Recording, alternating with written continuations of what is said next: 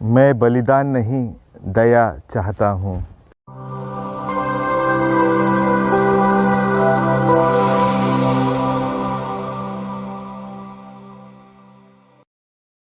क्रिस्त में मेरे प्रिय भाइयों और बहनों, शारीरिक आराम और आध्यात्मिक कार्य, यही विश्राम दिवस की असली पहचान है। लेकिन इसका अर्थ ये नहीं कि केवल हफ्ते में एक दिन हम हमारी आध्यात्मिकता के अंदर झांकें और देखें कि कहाँ हम कमज़ोर हैं, बल्कि ये दिन विशेषकर हमें दिया जाता है ताकि हम इस दिन विशेषकर हमारी जो कमियां हमारे जीवन में रह गई है उसकी पूर्ति करें, और जितना करीब हम ईश्वर के जाएंगे उतना ही ज़्यादा प्रभु की दया और प्रेम से भरकर पूरे हफ्ते भर हम कार्य कर पाएंगे। और इसीलिए मेरे प्रिय भाई बहनों, जब हम विश्राम दिवस की बात करते हैं, जो यहूदी प्रथा में एक बहुत ही महत्वपूर्ण दिन था, जिस दिन कोई भी कार्य करने की अनुमति नहीं थी, लेकिन इसका जो शास्त्री और फरीसी लोग थे वो गलत तरीके से उपयोग करते थे। जब उनके ऊपर बन पड़ती थी तो वो कुछ भी करने के लिए तैयार होते थे, चाहे वो विश्राम दिवस हो, चाहे कोई भी दिवस हो। लेकिन जब वो उनके दूसरों के ऊपर उनको थोपना चाहते थे तो उनके लिए बराबर कट्टरता से वे नियम बताते थे। ऐसे ही आज एक उदाहरण स्वयं प्रभु यीशु क्रिस्त के साथ हुआ। जब प्रभु यीशु क्रिस्त के शिष्य खेत से गुजरते समय गेहूं की बालियां तोड़ के खाने लगे और उस दिन विश्राम दिवस था, तो शास्त्री प्रभु से प्रश्न करने लगे, आप तो इतने अच्छे शिक्षक हैं, आप तो लोगों को अच्छाई के बारे में बताते हैं, ईश्वर के नियम के बारे में बताते हैं, तो क्यों अपने शिष्यों को सिखाते नहीं कि विश्राम दिवस के दिन जो करना नहीं है वही वे क्यों करते हैं? और प्रभु यीशु भी उन्हें बड़ा ही सटीक उत्तर देते हैं। मेरे प्रिय भाई बहनों, प्रभु का एक ही मकसद है।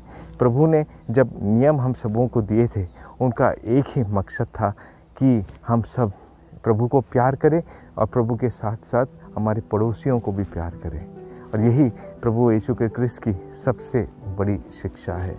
और जब हम प्रभु के प्रेम से भर जाते हैं तो वही प्रेम दया के रूप में हम दुनिया तक पहुंचा सकते हैं। इसलिए प्रभु के पास जाना, प्रभु के सानिध्य में रहना इस दिन की विशेष ज़रूरत है। और विश्राम दिवस की अगर हम बात करें तो जब हमें रविवार का दिन कलीसिया में एक दिन नियम के रूप में दिया गया है कि यह कलीसिया में गिरजा प्रार्थना में भाग लेना, मिस्सा बलिदान में भाग लेना, और अगर इस दिन हम प्रार्थना या मिस्सा बलिदान में भाग नहीं लेते तो हमें पाप स्वीकार करना पड़ता है। कहने का मतलब ये है, कलीसिया ने हमें नियम इसलिए दिया है कि हम इस दिन की उपयोगिता को समझें कि हमें प्रभु से जुड़े रहना बहुत ज़रूरी है।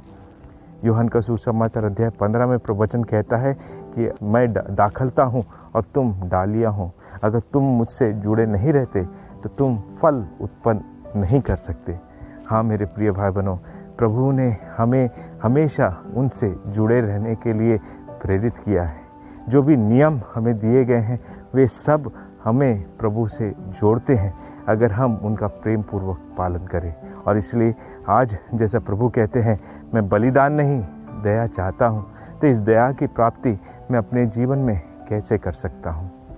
3 चीज़ों में। सबसे पहले हमें ईश्वर के से दिल से प्यार करना है, ईश्वर के साथ हमेशा जुड़े रहना है। दूसरी बात ये सोचना है कि हर एक मनुष्य ईश्वर के प्रतिरूप बनाया गया है, और जैसे ईश्वर ने हम सबों को एक बनाया, अपने प्रतिरूप बनाया, जैसे वो मनुष्य दर्द सहता है वो दर्द मुझे भी हो सकता है, मैं भी उस दर्द में भागी हो सकता हूँ।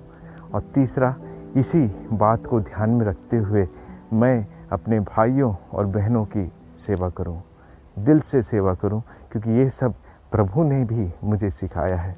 प्रभु ने तो हम सबों के लिए अपने जान की परवाह तक नहीं की, अपना खून भी बहा दिया, क्योंकि उसने हम पर दया दिखाई। इसलिए हम लोग सुसमाचार के अंत में सुनते हैं, प्रभु जब क्रूस पर मरने वाले होते हैं, अंतिम साफ शब्दों में प्रभु कहते हैं, हे पिता इन्हें क्षमा कर, क्योंकि ये नहीं जानते कि ये क्या कर रहे हैं। मेरे प्रिय भाई बहनों, में सचमुच में हम अज्ञानता से ऊपर उठकर आगे जीना सीखना है, क्योंकि प्रभु हमारा मार्गदर्शक है, प्रभु ने हमें शिक्षित किया है और इसलिए ज़रूरी है कि हम प्रभु के मार्ग पर चलें और जैसा प्रभु ने बताया है हम दया के कार्यों को अपने जीवन में पूरा करने के लिए प्रयास करें। और विशेषकर आज के इस दिन में जहाँ दुनिया जल रही है, अलग अलग नकारात्मक सोचें हमारे जीवन में घर करती जा रही है, शैतान बहुत अधिक प्रबल होता जा रहा है। आज सबसे बड़ा दया का कार्य अगर हम कर सकते हैं तो वो है प्रार्थना। दिल से प्रार्थना करें, विश्व शांति के लिए, हमारे देश में शांति के लिए, एकता के लिए, प्रेम के लिए प्रार्थना करें। यही आज हमारे लिए सबसे बड़ी दया का कार्य है। और जब ऐसा हम करते हैं, प्रार्थना ही हमें प्रभावित करेगी कि हम अगर दूसरों को क्षमा नहीं कर पाए हैं, उन्हें माफ़ नहीं कर पाए हैं और उनके साथ भाईचारे से नहीं जी पा रहे हैं, तो ईश्वर की दया ही हमें ये सब करने के लिए प्रेरित कर पाएगी। तो आइए इस वाक्य के या इस प्रभु के वचन के अर्थ को समझे, उसे गहराई से जाने, उस पर मनन करें और उसके अनुसार जिए। तब कहीं जाकर प्रभु के द्वारा जो प्रभु ने जो हमसे निवेदन किया है, मैं बलिदान नहीं दया चाहता हूँ, उसे पूरा करने में हम खरे उतरेंगे। आइए हम प्रार्थना करें और ईश्वर की आशीष मांगे। आमीन।